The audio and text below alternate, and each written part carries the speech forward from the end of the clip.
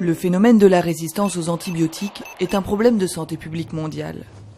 Mais dans les pays aux ressources limitées, où les systèmes de santé sont défaillants, où l'accès à l'hygiène n'est pas garanti et où la prescription des antibiotiques n'est pas régulée, il prend une ampleur particulièrement inquiétante. Dans un pays développé, pour connaître la bactérie responsable d'une infection et savoir quels antibiotiques utiliser pour la combattre efficacement, il suffit de faire des tests en laboratoire. Ils sont présents dans les pays où toutes les conditions nécessaires sont réunies. Un approvisionnement en eau et en électricité stable, une température contrôlée, ni poussière, ni humidité. On y trouve aussi des ressources humaines qualifiées et les matériaux et produits nécessaires à l'exécution des tests.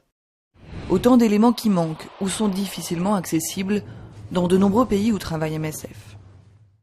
Sans pouvoir diagnostiquer correctement les infections, et sans régulation de la prescription des médicaments, les médecins ont eu, pendant de nombreuses années, largement recours aux antibiotiques à large spectre, efficaces contre plusieurs bactéries à la fois.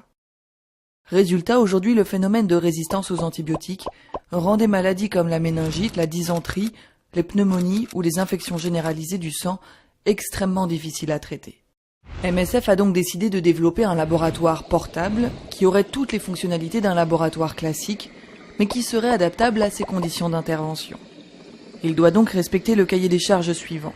Être tropicalisé, c'est-à-dire résister à la chaleur et à l'humidité.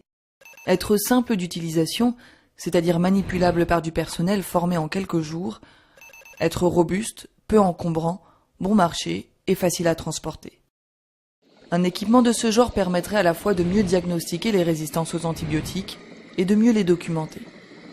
Il servira en priorité aux nouveau-nés et aux enfants, notamment mal nourris ou séropositifs, ainsi qu'aux blessés de guerre.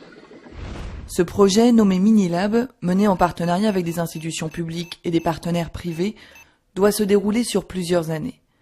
Il s'agit de sélectionner les innovations les plus à même d'intégrer ce dispositif, les tester sur le terrain, puis de fabriquer un prototype de laboratoire mobile dans lequel elles seront intégrées.